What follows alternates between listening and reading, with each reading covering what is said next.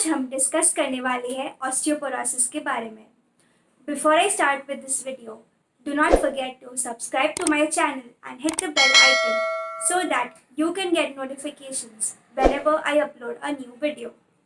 So ये video है मेरे video series on age related problems का सबसे पहला वीडियो। अभी ऑस्टियोपोरोसिस का लिटरल मीनिंग है porous bone. So that means आपका जो बोन होता है वो वीक हो जाता है, उसका स्ट्रेंथ रिड्यूस हो जाता है। इसकी वजह से it becomes more susceptible to fractures after the age of 50. If you go to see, most of the fractures that happen after the age of 50, even with a minor fall, happen because of osteoporosis. अभी हमारे bones में दो type के sales होते हैं, osteoblast और osteoclast. Osteoblast यानी कि बोन बिल्डिंग सेल्स होते हैं, ऑस्टियोक्लास्ट यानी कि बोन्स को तोड़ने वाले सेल्स होते हैं। ये थोड़े टेक्निकल टर्म्स है, तो थोड़ा इजी वे में समझाने के लिए इमेजिन कीजिए कि आपके बोन्स एक बिल्डिंग की तरह है। जो ऑस्टियोब्लास्ट होते हैं वो बिल्डिंग के ब्रिक्स को फॉर्म करते हैं, बिल्डिंग को जोड़ते हैं, और जो ऑस्टियोक्लास्ट होते हैं वो बिल्डिंग के ब्रिक्स को निकालते हैं या तोड़ते हैं। अभी ये दोनों ऑस्टियोब्लास्ट और ऑस्टियोक्लास्ट हमारे बोन्स के लिए बहुत इंपॉर्टेंट होते हैं। जितना इंपॉर्टेंट ऑस्टियोब्लास्ट होते हैं उतने ही इंपॉर्टेंट ऑस्टियोक्लास्ट होते हैं। Our body keeps growing and breaking down every single day. So from the age of 0 to 25 osteoblast ज़्यादा काम करते हैं हमारे बोन्स को बिल्ड करने के लिए। Then between the age of 25 years to 50 years osteoblast और ऑस्टियोक्लास्ट दोनों इक्वली काम करते हैं हमारे बोन्स को जोड़ने के लिए और तोड़ने के लिए। Then after the age of 50 osteoclast का थोड़ा एक्स्ट्रा काम हो जाता है more than osteoblast, which is the reason why bones weak हो जाते हैं आफ्टर द एज ऑफ 50। और ये प्रोसेस बहुत ही स्लो होता है। So after the age of 50 usually इसके ऑस्टियोपोरोसिस के सिम्टम्स पता नहीं चलते until you reach the age of 60 or 65, and even with a minor fall you get a fracture. That is when the diagnosis of osteoporosis is finally made.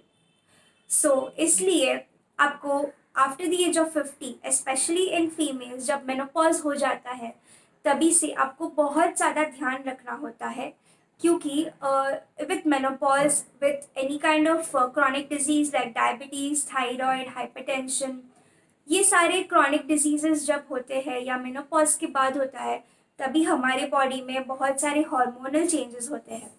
Hormonal changes होने की वजह से ये osteoblast और osteoclast का activity थोड़ा imbalance हो जाता है और बोन्स वीक पड़ जाते हैं उसकी वजह से। अभी ये ऑस्टियोपोरोसिस का डायग्नोसिस कैसे होता है? इसका सबसे इम्पॉर्टेंट टेस्ट होता है DEXA, dual energy x-ray absorptiometry. So this test is done and it finds out कि तुम्हारे bones में कितना density है, तुम्हारे bones कितने strong है। So this is a very important test which is done to find out. Then second, even blood tests are done, urine tests are done to find out if your bones are weak and calcium deficiency है कि नहीं। So अभी osteoporosis का treatment medically कैसे होता है? Medically, there are different types of drugs which are available for this condition. Those drugs are called as bisphosphonates. या तो अगर हार्मोनल इम्बैलेंस की वजह से होता है तो हार्मोन रिप्लेसमेंट थेरेपी भी होता है। If the scenario becomes very severe then they go for hormone replacement therapy.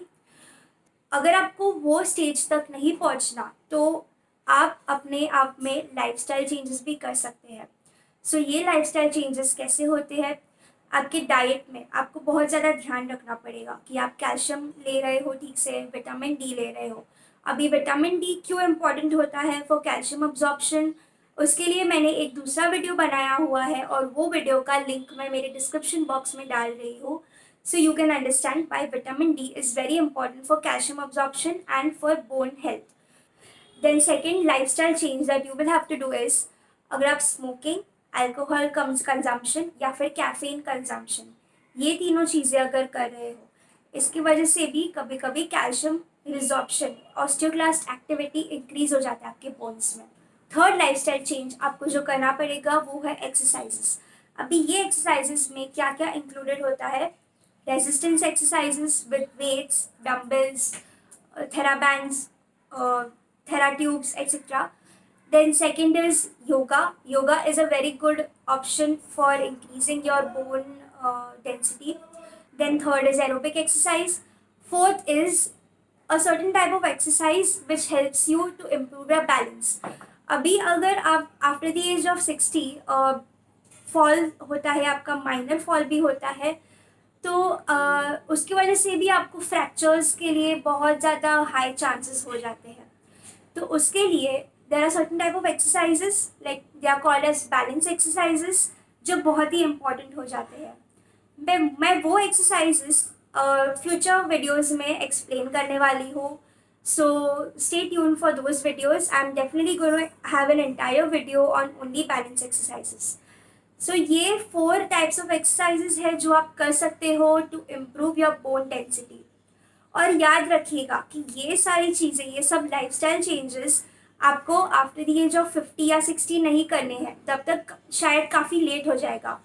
But these lifestyle changes you need to start incorporating right up to the age of 25 to 30 years of age. So this is all about osteoporosis. I hope आपको ये video useful और informative लगा हो. And if you found it useful, then do not forget to like my video, share it with your family and friends जो आपको लगता है कि उनको हेल्प होगा ये वीडियो को देख के, and subscribe to my channel and hit the bell icon. You can also follow me on my social media account, Instagram, Twitter and Facebook. Thank you.